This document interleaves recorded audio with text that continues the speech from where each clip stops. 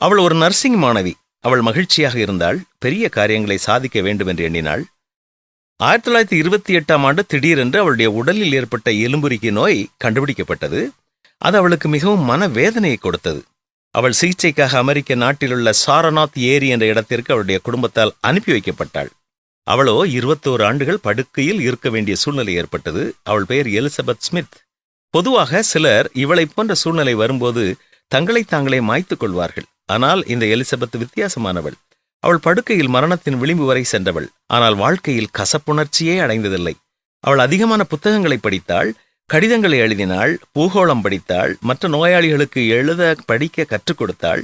அவள் படுக்கையிலிருந்து ஒரு இளம் இயற்பியல் அறிஞரின் மூலமாக அணுசக்தி பற்றி கூட தெரிந்து கொண்டாள்.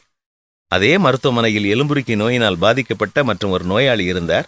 அவர் அன்புள்ளவர், மிகவும் நல்லவர். இந்த எலிசபெத் அவரை திருமணம் செய்து கொள்வது போலவும் மலை அடிவாரத்தில் ஒரு சிறிய வீட்டை கட்டிக்கொண்டு அவரோடு வாழ்வது போலவும் அவள் கனவு கண்டாள். 1948 கனவு கண்டது போலவே அவரை திருமணம் செய்து கொண்டாள்.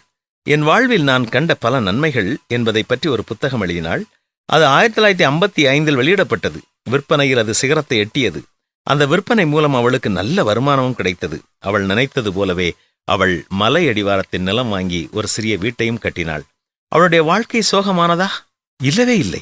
எதையெல்லாம் செய்து முடிக்க வேண்டும் என்று எண்ணினாளோ அதையெல்லாம் அவளால் செய்து முடிக்க முடிந்தது. வாழ்வில் வரும் சிக்கல்கள் நம் குறிக்கோளை தடுத்து நிறுத்த அனுமதிக்க கூடாது. 21 ஆண்டுகள் நாம் படுக்கையில் இருக்கவில்லை. அப்படியானால் நல்ல ஆரோக்கியத்துடன் நடமாடும் திறனுள்ள நாம் எவ்வளவு பெரிய காரியங்களை சாதிக்க முடியும்? நம் வாழ்க்கையில் குறிக்கோள்கள் உண்டா? அவை ஒவ்வொன்றையும் திட்டமிட்டு செயல்படுத்துகின்றோமா? சிந்தித்து பார்ப்போம். உங்களுக்கு நம்பிக்கையின் பூரண நிச்சயம் உண்டாகும்படி நீங்கள் யாவரும் முடிவு பரியந்தம் அப்படியே ஜாக்கிரதையை காண்பிக்க வேண்டும் என்று ஆசையாய் இருக்கிறோம் என்று பரிசுத்த வேதமும் நம்மை ஊக்கப்படுத்துகிறது. எப்படிப்பட்ட சூழ்நிலையில் நாம் வாழ்ந்தாலும் நம் குறிக்கோள்களை நிறைவேற்ற எல்லா முயற்சிகளையும் எடுப்போமா?